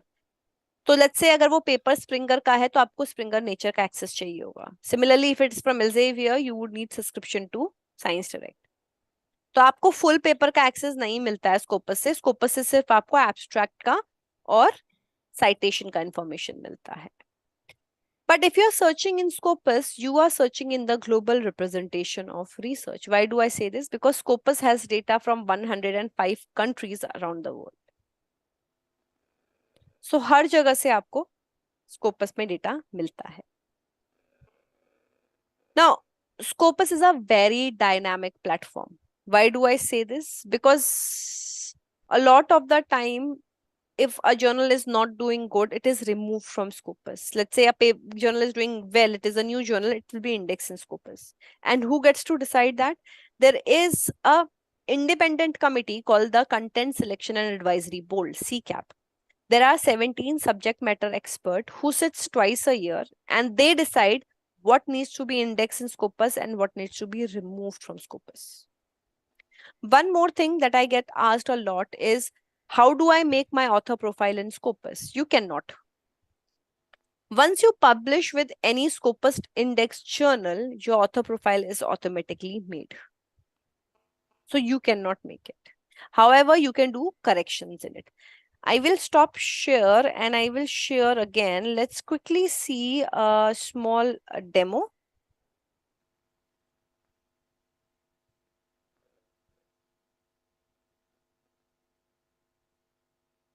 Just a second.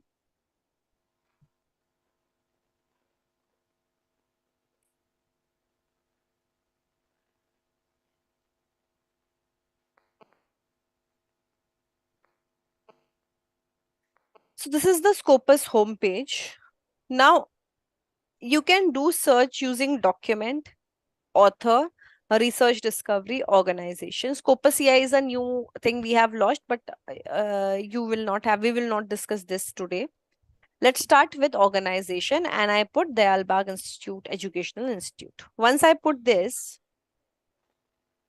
I have got the affiliation. I can see it here. Let's open this.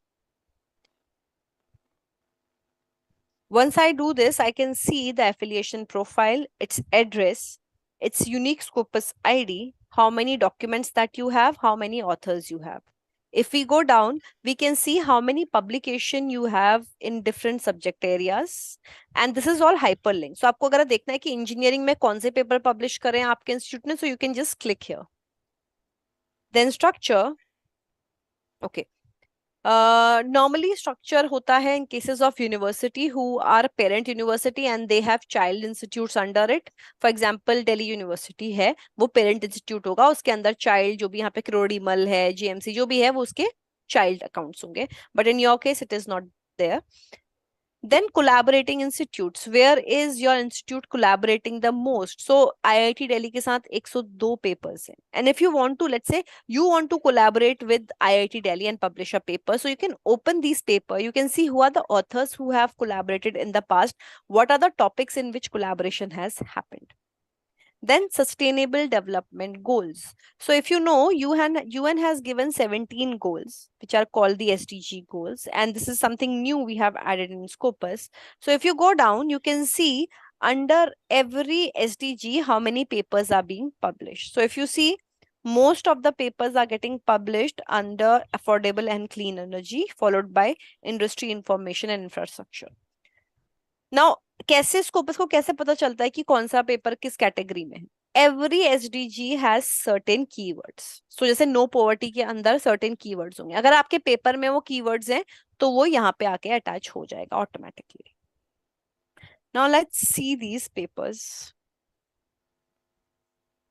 सो अब ये सर्च फॉर्मेट में ओपन हो गया है and I want to understand actually about the institute, what kind of publication it is doing. So I click on all and I click on analyze search result.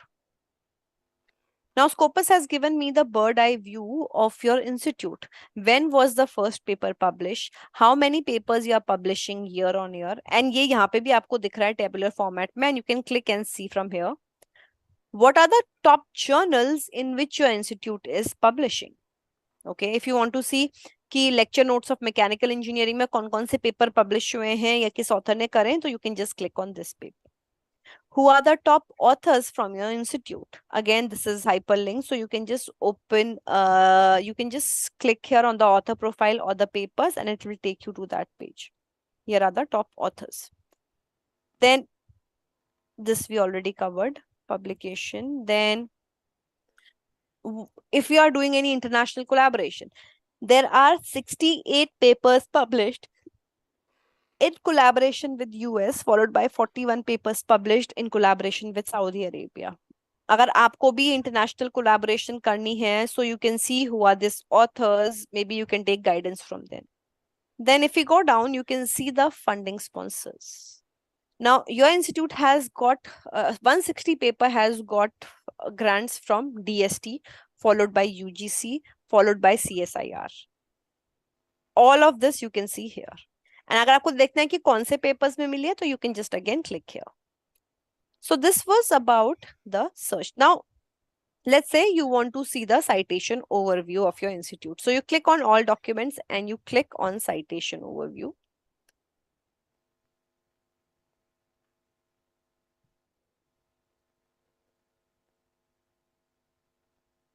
So now I can see for the past documents, how many citations you have received, what is the H index of the institute. Okay. You can select up to only 10,000 documents here. So good that we have less, so we were able to see the H index. Now let's go back. This was about the affiliation search. Okay, and मैंने Dayalbagh institute का search किया है, आप किसी भी और institute का search कर सकते हैं, right? Research discovery, so you can add any keyword here. Let's say I add COVID-19 and I will find who in the world is doing similar research in this area. क्या उनके matching documents है, कितना उन्होंने publish किया है. So you can get in touch with these experts and ये data is from global data, it is not just India data. So you can see globally who is doing the maximum research and once you find out those authors, you can get in touch with those authors as well. The next one is the author search. If you see, you can search using author name, org ID or any keyword. So you can enter the first name, last name here. Let's say I added this, Pradeep Mishra. I searched this. So if you see, there are 45 results of Pradeep Mishra. So how do I find which Pradeep Mishra I want to see? One is that to short this, you can add affiliation here or you can add their org ID. So I already have an profile open. So Devendra Kumar sir is part of the Dayalbagh Educational Institute of Agra. This is his unique Scopus ID. He has not connected his org ID. If you click on view more, you can see all of the past experience. You can see his documents. You can see his H index. You can see if you go down, you can see, let's say I put the paper in which he has got the maximum citation. Then I can see how many papers he has published as a first author, as last author, as co-author, as single author. And let's say I want to even see more. So I click here on search result format. I click here on all and I click here on analyze search results. Once I do this, again, it has given me the bird eye view. When did sir publish his first paper? When he published, year on year, how many papers he is publishing? What are the key journals that he is using? So now through this, you can see where are the top authors in your field publishing and you can shortlist those journals to publish in. Then where is he collaborating the most? You can see if he has any international collaboration. What are the subject areas in which he has published the most, and then what are the kind of grants he has received. Okay, you can see this for any author. And then the last one is the document level search. So let's say you write here, I write here biofuel and I search. So it has given me 93,000 results for biofuel, right? Now this can be a lot. So what we can do is we can add search field. So this supports Boolean operator. So you can add or and not. You can change different type of search keywords, let's say you want to see affiliations, but I will keep it as it is. I search biofuel and bioenergy. So from 93,002, my result has come from 2,9,500. So what I do again, click on all and click on analyze search result. So this you can do for your topic and do a trend analysis of what has happened in your topic. So if you see in bioenergy, biofuel, the first paper published was in 1976. The top journals who are publishing under these keywords are these. So you can again add the keywords of your research and you see what are the top journals in those keywords, and you can shortlist those journals as well. You can see who are the top authors in this specific keywords. Okay. What are the affiliations? So University of Illinois is publishing the maximum number of documents under bioenergy, biofuels. Then you can see what are the countries. So US is publishing the most, followed by China, followed by India. If you want to see what papers, you can just click here. Then you can see internationally, US Department of Energy has given the maximum number of grants for bioenergy and biofuel. What we can also do is, let's add here affiliation country, okay, and I change it to India. So now we are seeing results for biofuel and bioenergy in India. Again, I click on all and I click on analyze search results. So now अभी मेरे को India का पूरा overview दिख रहा है कि India में पहला पेपर कब पब्लिश हुआ था बायोफ्यूल बायोएनर्जी में, इंडिया में कौन से टॉप जर्नल्स हैं under this, who are the top authors in India under biofuel and bioenergy, then what are the top affiliations who are publishing under biofuel and bioenergy. Then I can see in India which granting agencies have given grants to the specific keyword bioenergy and biofuel. So ये आप अपने keyword के लिए भी कर सकते हैं, and then you can see keyword specific funding organization. Now let's go to the sources page. This is the last thing I'll cover. So once you go to the sources page, this is the Scopus sources page, and you see 1, 2, 3, 4 quartiles. So Scopus has 4 quartiles. The first quartile is the top 25%. So if you are publishing in the first quartile, that means you're publishing in the cream of Scopus. The second quartile is 26 to 50%. The third quartile is 51 to 75%. And the fourth is the bottommost quartile. Now, I would say in order to get good citation, to get good acknowledgement, try to publish in first, second or third quartile. Because the journals which are in quartile 4 are living on the edge. अगर उन्होंने quality में improve नहीं किया तो उनको Scopus से हटा de-index कर दिया जाएगा. You can download the entire Scopus source list from here. Okay. Let's say मुझे कुछ specific. So I add a subject area as, okay, computer science का देखते हैं, and I click on apply. So I have got under computer science, I have got 2700 results. So now let's go and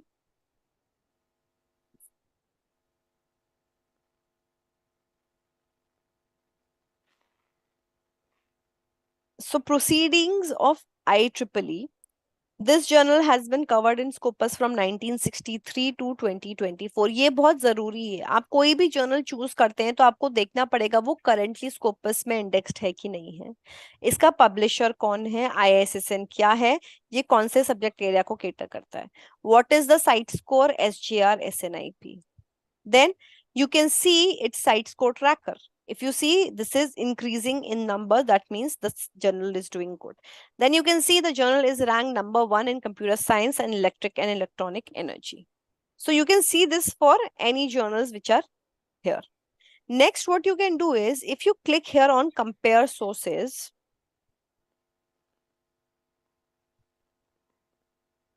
you can compare up to 10 titles on different parameters. So let's say I have chosen this.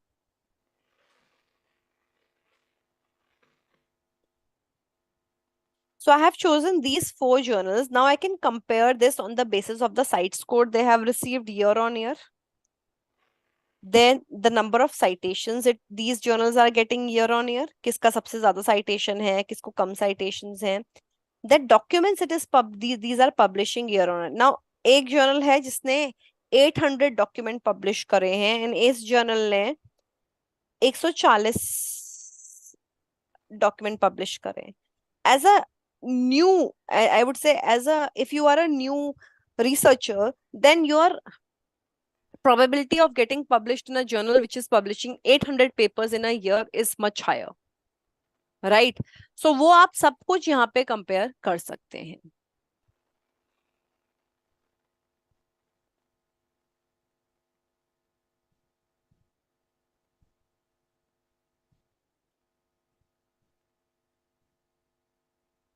Now another important thing is the Researcher Academy. Okay, so this is a free academy that we have introduced, which has a number of certified courses. Okay, तो आप घर बैठे बैठे you can do these courses and they are not very huge. Somewhere I would say between 2 hours to 7 hours, not more than that. So you can do all these courses. Just type Elsevier Researcher Academy in Google and you will be able to do it. Now, if you have any questions, you can ask the questions now and you can scan this QR code to get your certificates and write this workshop code, which is mentioned here. And if anybody has any questions, you can post that in the chat box and I will try to take as many as possible.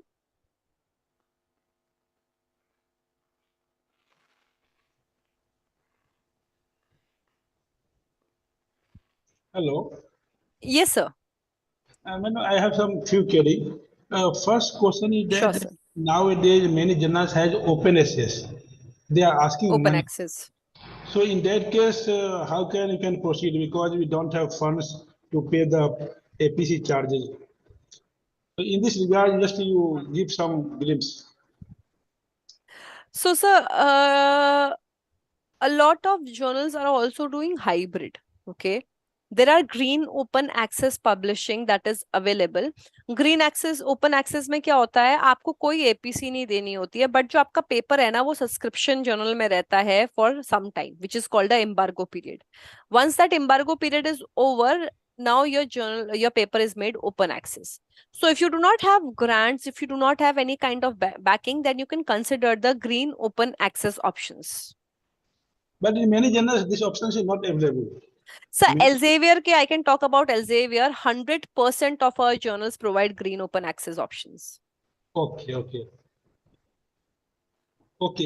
And next question is that regarding hard call. Suppose sometimes I'm not able to get full paper. Just you are telling. Suppose we don't have any subscription. Our library don't have any subscription. So in that case, we need full paper. So sometimes Sai Hub. Earlier you used to go proxy like Sai Hub, but nowadays Sai Hub not is giving full paper. So is any other platform is there to get the full paper? So I would request the library maybe to subscribe to good content publishers, because a Sci-Hub is not an answer. Most of the government institutes, university have blocked Sci-Hub because Sci-Hub not only gives you data but it also takes away data from you. तो अगर आप उसको अपने university के IP से access कर रहे हो तो there is a high chances that वो आपके यूनिवर्सिटी का डेटा चुरा लेगा. सो ये Sci-Hub पूरे मतलब इंडिया के at least government institutes, universities and lot of research institute, they have completely blocked it. So that's why I told proxy. Just like... Sir, lekin, exactly, that's my point. You should not be using it if you have anything important that's in your laptop, because it's a hacked website, right? हाँ, तो वो आपके laptop से भी चीजें ले सकते हैं. They can hack into your laptop. So that's a very big security risk. अच्छा, एक क्वेश्चन मतलब और है कि जैसे कभी कभी ये भी होता है कि हम लोग पेपर अच्छे इम्पैक्ट में पब्लिश करते हैं और आफ्टर 1 ईयर 2 ईयर क्या है कि उसका इम्पैक्ट फटक कम हो जाता है. जैसे अभी आपने कहा कि हाँ कि don't only go for only impact factor, you can C other sites, other what call you told two things that decided scores and other thing. तो इसको कैसे टैकल किया जाए, मतलब कि before submission of paper what are the different criteria we you see, these are the criteria, based on that criteria you can go for submission or submit the manuscript to the particular either what call LCV or a Springer or any journals like that. So it's important, I would say, in India, this is a culture that we never read the aim and scope and the guide for author which is available in the journal.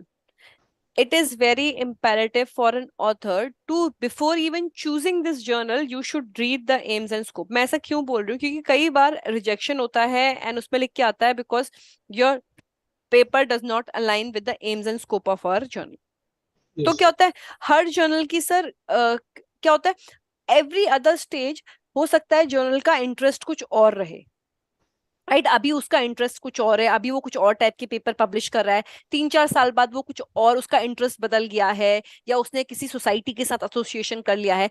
So it is important that you read the aims and scope and guide for author before choosing any journal, and if you seem that your paper is fit for the journal, only go ahead with that journal. मैं तो ऐसा होता नहीं है, क्योंकि लगता है कभी कि हाँ ये इसका एम जो है ना हमारे मैस्क्रिप्ट के लिए सुटेबल है, बट जैसे ही हम लोग भेजते हैं तो कहता है कि डज नॉट फिट, कुछ लिख किया जाता है कभी कभी. एग्जैक्टली सर, वही AIIMS and scope and guide for author, आपको वो आपकी बाइबल है, वो आपको बाय हार्ट पढ़ना पड़ेगा before even reaching out to that journal. वो आपको कोई भी जो जर्नल होगा ना उसके पेज पे ही आपको मिल जाता है वो पूरा details. Because nowadays I have seen all the frontier journals are high impact factor, they are high impact factor. But उसमें क्या है कि अगर आपके पास कोई डिस्काउंट कूपन है या कुछ है तो ठीक है, अगर नहीं है तो आपको पेमेंट करना पड़ेगा. उसमें बहुत सारा, मैंने अभी पेपर फ्रंटियर से 2-3 पेपर आया है, अराउंड 6 इम्पैक्ट है उसके. लेकिन वही है कि हाँ अगर आपके पास पैसे नहीं है या डिस्काउंट कूपन नहीं है तो आप पब्लिश नहीं कर सकते हैं. नहीं सर, वो तो है ही, वो तो मतलब that's a pain. But okay madam, but thank you, आपने बहुत अच्छा इन्फॉर्मेशन दिया. Really it is, for me it is really highly informative. I enjoyed your talk. My pleasure sir, my pleasure, I was helpful. कोई email ID है तो भी share कर दीजिए, कोई डाउट होगा तो मैं आपसे कभी मतलब फ्यूचर में I can communicate with you. कोई ईमेल है तो आप जैसे चैट बॉक्स में लिख लीजिए. कोई हाँ आपका हाँ श्योर, मैं अपना सभी के लिए मैं अपना ईमेल आईडी उस पे डाल रही हूँ. अगर आपको कोई भी हेल्प चाहिए फ्यूचर में तो please feel free to reach out to me. मैं एक और चीज का लिंक, जो हमारी रिसर्चर एकेडमी है ना, उसमें ये सारा कुछ दिया हुआ है कि आपको क्या पढ़ना चाहिए, क्या आपको रिसर्च करनी चाहिए, अगर आपको बुक पब्लिश करनी है या आपको पेयर रिव्यूअर बनना है या कैसे मैन्युस्क्रिप्ट लिखी जाती है, वो तक के कोर्सेज आपके पास हैं. तो मैंने वो लिंक भी डाल दिया है चैट पे. Please feel free to go and use, it is free of cost. Okay, madam. We will circulate all things to all participants.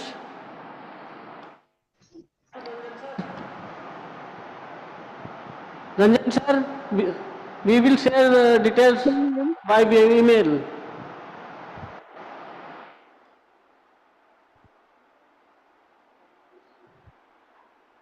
Hello. Yes sir. Hello. Good evening, ma'am. Yes ma'am.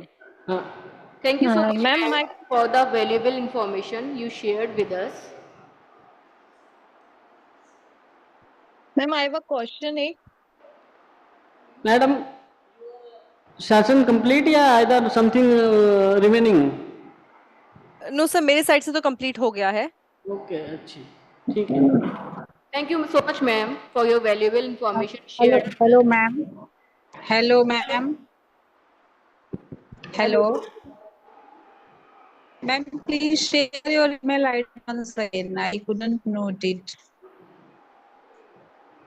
Ma'am, it is available still in the chat box, so you can take it from there. Hello, ma'am. Can you please get my question? Yes, ma'am. Please tell me. Ma'am, as a new researcher, you said or you show some the process that how we can find right journal for ourselves. So can you please repeat that process? Ma'am, I will share this. If this session is recorded, I think the team is going to share the recording of the session because I have a hard stop now. I have another session that I need to log into. Okay, ma'am. But we Okay, will share fine. the recording. Okay, fine. Thank you.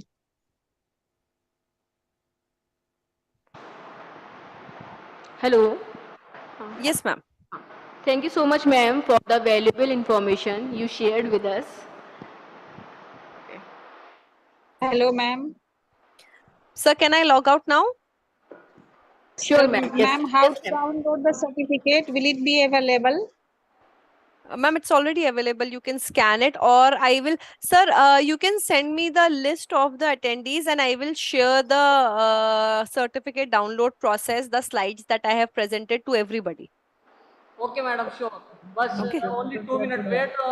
We starting a unity song, university song. Please. Now I request everyone to please stand up for university song.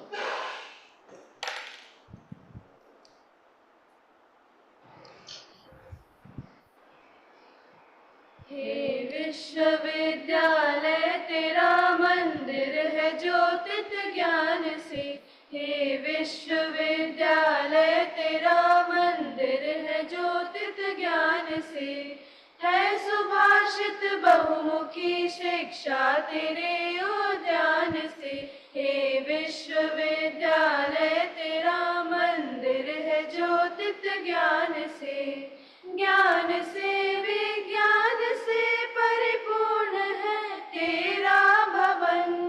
कर्म से है धर्म से आध्यात्म से उज्जवल सदन। शिक्षा नई शैली लिए विकसित हुई श्रमदान से। हे विश्वविद्यालय तेरा मंदिर है ज्योतित ज्ञान से। हर प्रांत के हर जात के हर वर्ग के हर धर्म के है सुमन मुकुलित यहाँ आई उद्यान में। वीणा सकत झनकृत रहेगी तब सुमंगल गान से। हे विश्वविद्यालय तेरा मंदिर है ज्योतित ज्ञान से। है सुभाषित बहुमुखी शिक्षा तेरे उद्यान से। हे विश्वविद्यालय तेरा मंदिर है ज्योतित ज्ञान से।